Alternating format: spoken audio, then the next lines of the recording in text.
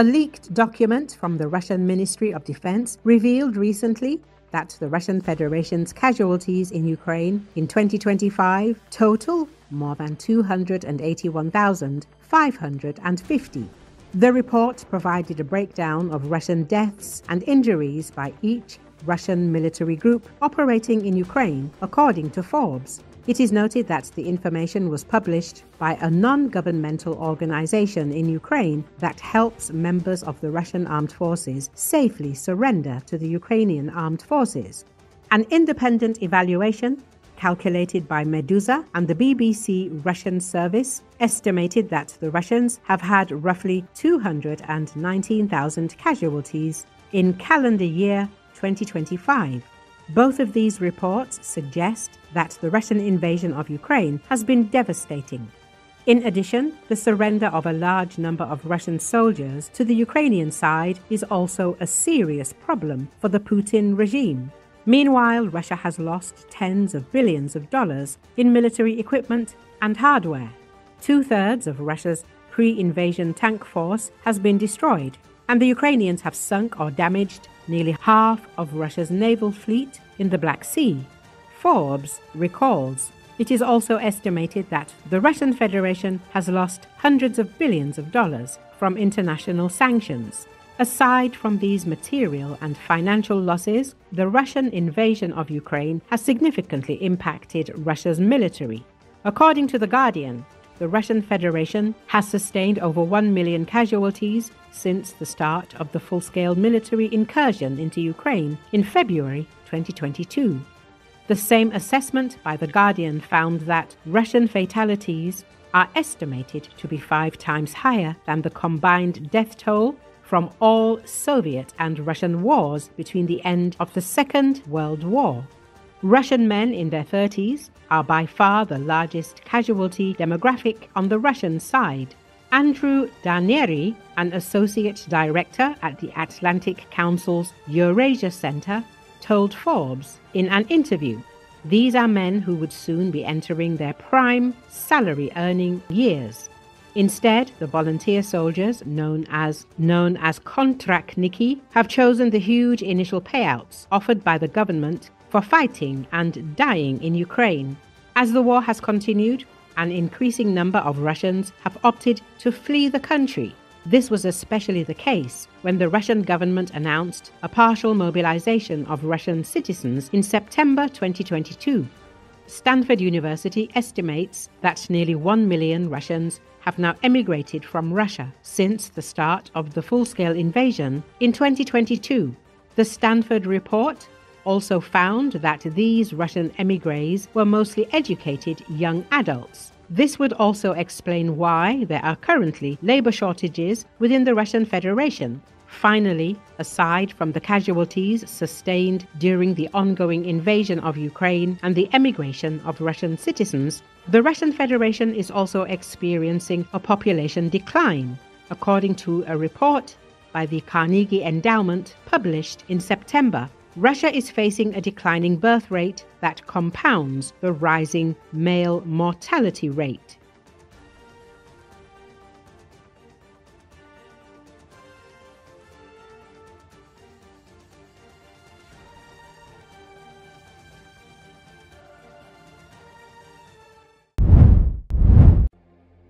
The United States has introduced sanctions against Serbia's main oil supplier, which is controlled by Russia, the company said on Thursday.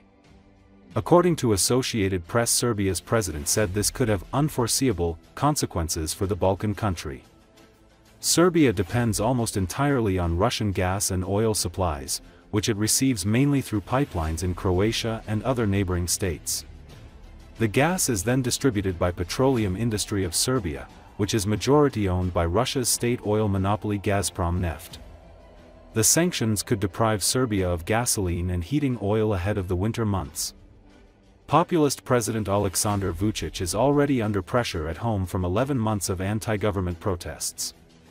He said the sanctions will have extremely dire consequences in many aspects. Vučić said Serbia will continue talks with both American and Russian officials, adding that people shouldn't panic and the government is prepared for the situation. Trust your state. "We will go through this together," he said. Gazprom Neft also owns Serbia's only oil refinery. NIS said Thursday it had failed to secure another postponement of the U.S. sanctions, which could jeopardize its efforts to secure oil and gas deliveries in a longer term.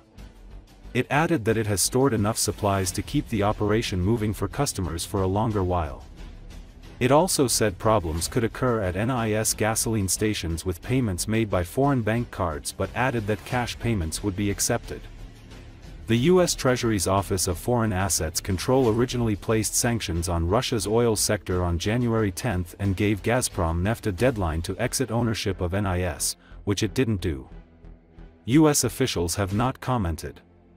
Although formally seeking European Union membership, Serbia has refused to join Western sanctions against Russia over its invasion in Ukraine, in part because of the crucial Russian gas deliveries.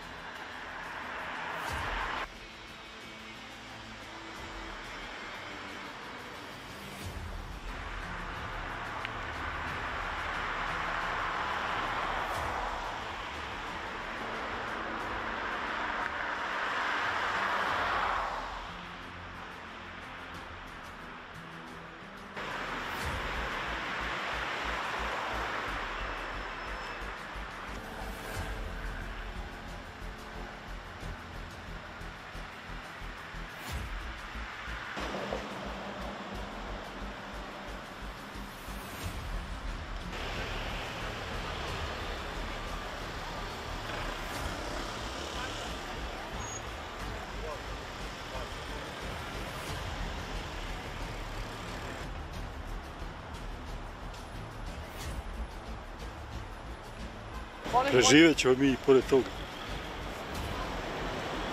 Sramota, ali šta da radiš? Ali američke sramote, ne ruska.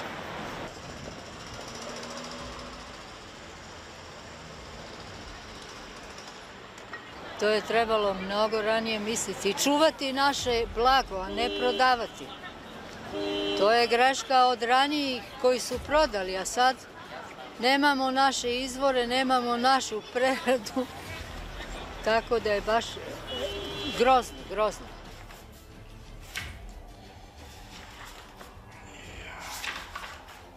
The first thing that the citizens will probably see today is that they will not be able to purchase fuel by using credit cards from the international operators, so Visa and MasterCard. By the latest information, in the morning today they still operated, but it is expected that during the day they will probably rescind their operations with NIS. So you'll be able to buy fuel only by using cash or by using the national DINA card in Serbia.